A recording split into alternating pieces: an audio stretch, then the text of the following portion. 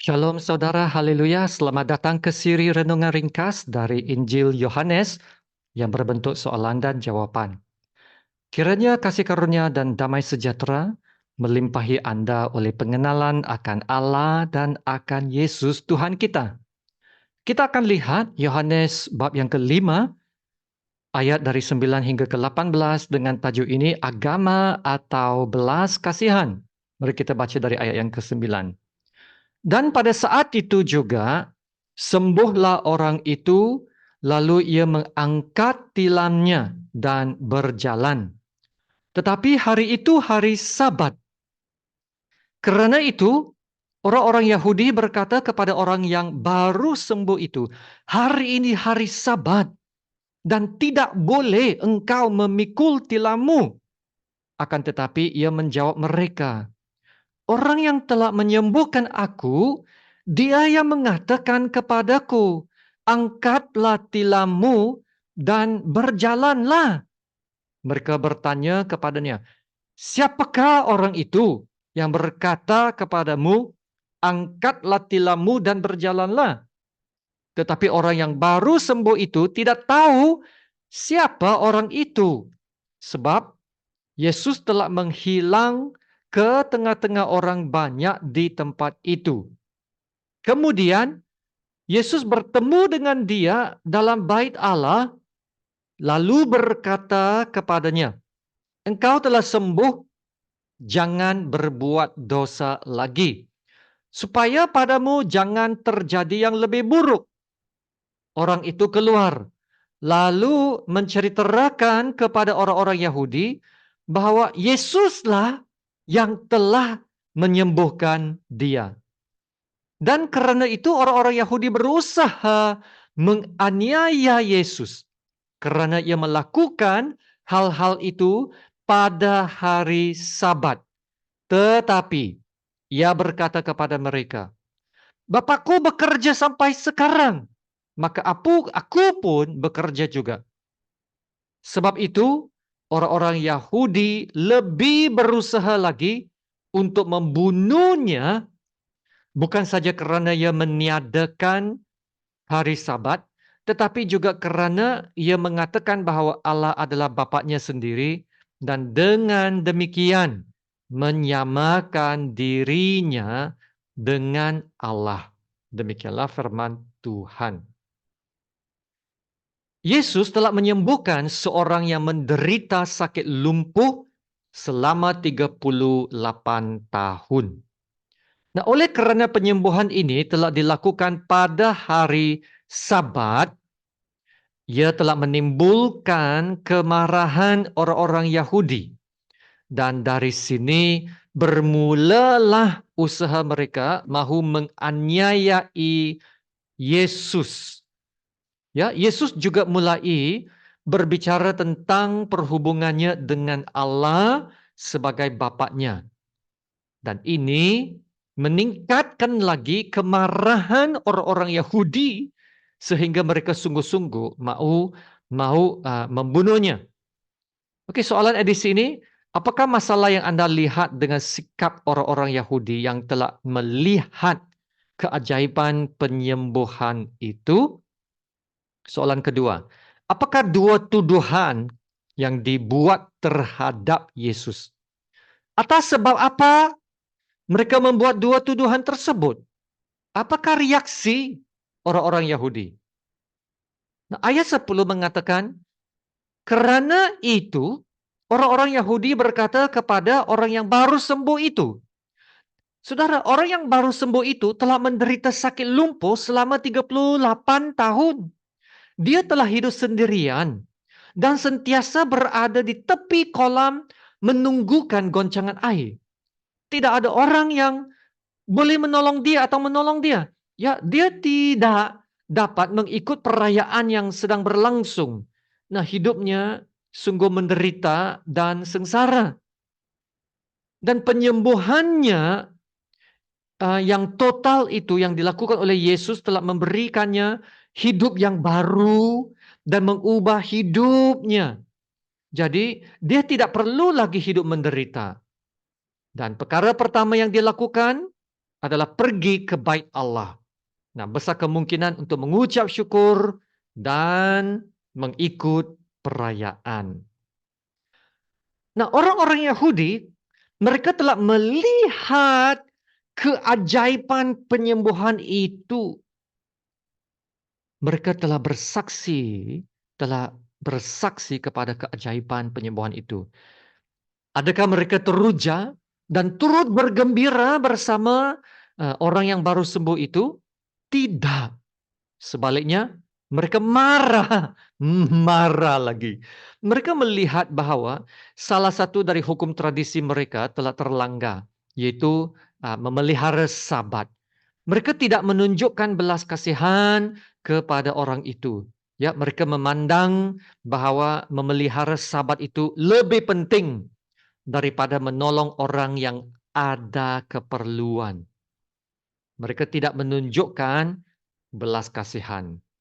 Ya, bezanya pula dengan Tuhan Yesus kan. Ya, dengan melakukan tanda mukjizat ini, Yesus menunjukkan bahwa Dia berkuasa atas hukum Sabat. Yesus tidak melanggar hukum Sabat. Sebaliknya, Yesus menggenapi hukum Sabat. Kerana Yesus adalah Tuhan atas hari Sabat. Dan Yesus juga menunjukkan bahwa belas kasihan itu adalah lebih penting. Dalam Matius 12, murid-murid Yesus dituduh kerana memetik bulir gandum pada hari Sabat dan memakannya kerana lapar. Dan Yesus mengatakan, jika memang kamu mengerti maksud firman ini, yang ku kehendaki ialah belas kasihan dan bukan persembahan. Tentu kamu tidak menghukum orang yang tidak bersalah. Kerana anak manusia adalah Tuhan atas hari Sabat.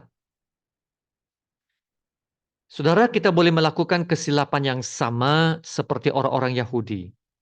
Kadangkala kita memikirkan pengetahuan kita, keagamaan kita lebih superior daripada orang lain.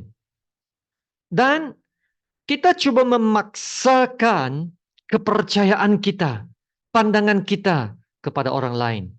Dan kita tidak sedar, kita menjadi batu sandungan pula kepada orang lain. Dan kita menghambat pekerjaan Tuhan. Janganlah kita menghadkan apa yang Tuhan boleh lakukan. Lakukan apa yang Yesus kata dalam ayat ini. Yang ku kehendaki ialah belas kasihan. Belas kasihan. Dan bukan persembahan. Soalan yang kedua, apakah dua tuduhan yang dibuat terhadap Yesus? Dan atas sebab apa mereka membuat dua tuduhan tersebut? Apakah reaksi orang-orang Yahudi? Dan dalam ayat 18 ini, orang-orang Yahudi menuduh Yesus melakukan penyembuhan pada hari Sabat. Ya, mereka mendakwa Yesus telah meniadakan hari Sabat.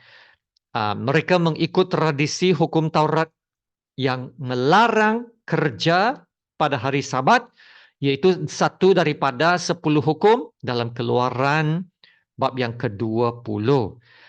Dan keduanya, mereka juga menuduh Yesus yang mengatakan bahawa Allah adalah Bapaknya.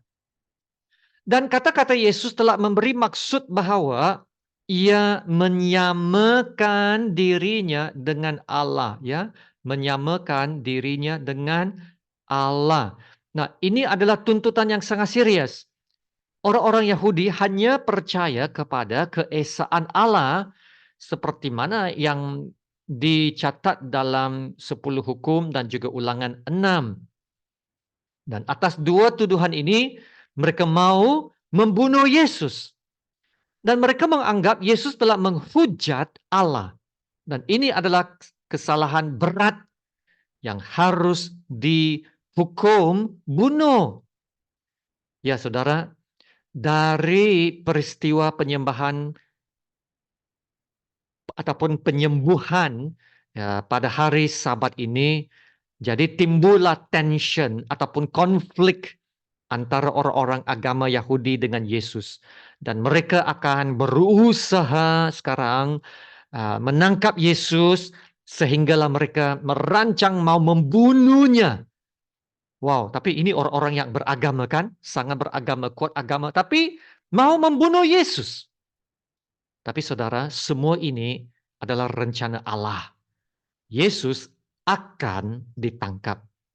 Yesus akan diserahkan kepada pihak berkuasa untuk diadili. Yang akhirnya membawa kepada kematiannya. Tapi saatnya belum tiba. Saatnya belum tiba sehinggalah waktu yang telah ditetapkan Allah. Ya saudara, saudara harus coba merasakan tension ini ya bila membaca Injil Yohanes ini. Ya, tentangan demi tentangan yang dihadapi Yesus.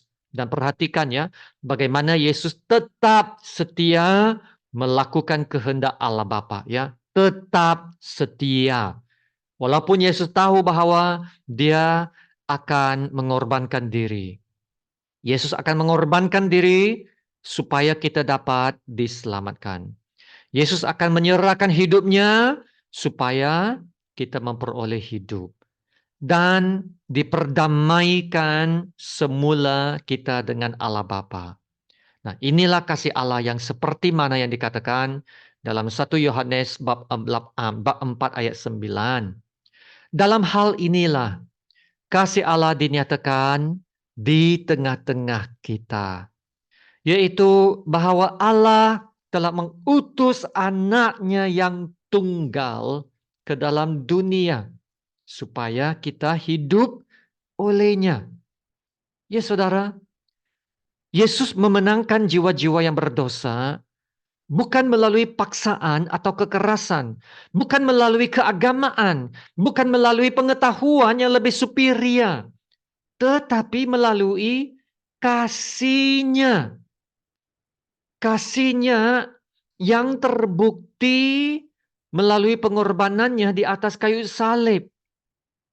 Dan Yesus menggenapi katanya sendiri, yang kukendaki adalah belas kasihan dan bukan penyembahan. Dan saudara, kita boleh mengalami kasih yang benar ini. Kasih yang sejati ini, kasih yang mulia ini kita dapat mengalaminya. Ya saudara, apabila kita mengalami kasih Allah ini, hidup kita tidak akan menjadi sama lagi. Dan kita juga dapat mengasihi. Dapat mengasihi. Mengasihi sama seperti Yesus mengasihi. Haleluya, kita mengasihi karena Allah lebih dahulu mengasihi kita. Haleluya, terima kasih Tuhan Yesus, terima kasih Tuhan Yesus. Mari kita berdoa. Haleluya, Bapa kami yang di sorga, terpujilah Engkau Allah yang maha mulia, yang teragung dan yang layak disembah. Terima kasih Bapa untuk firman-Mu. Kami dapat merasakan kasih-Mu Bapa apabila melihat pelayanan Yesus yang penuh dengan belas kasihan. Kasih yang tidak mementingkan diri sehingga sanggup mengorbankan diri untuk semua manusia tanpa kira suku, bangsa maupun warna kulit. Ya Bapa, tolong kami untuk melakukan perkara yang sama. Mengasihi sama seperti Yesus mengasihi. Ya Bapa, ajar kami melakukan hal ini. Dan kami akan menjadi terang dan garam dan berkat kepada orang sekeliling. Ya Bapa, bawalah kami untuk belajar lebih mengenal Engkau Tuhan. Supaya hidup kami, pemikiran kami, perbuatan kami dapat berubah menurut pekerjaan-Mu dalam hidup kami. Dan kami akan melakukan apa yang benar, apa yang mulia dan berkenan kepada Allah. Karena Engkaulah Allah yang menyertai dan akan menolong kami untuk melakukan semuanya ini Tuhan Bapa. Terima kasih Bapa. Dalam nama Tuhan Yesus yang termulia, kami berdoa dan ucap syukur. Amin. Sama-sama kita menerima berkat Tuhan. Tuhan memberkati engkau dan melindungi engkau. Tuhan menyinari engkau dengan wajah-Nya dan memberi engkau kasih karunia-Nya. Dan Tuhan menghadapkan wajah-Nya kepadamu dan memberi engkau damai sejahtera. Amin.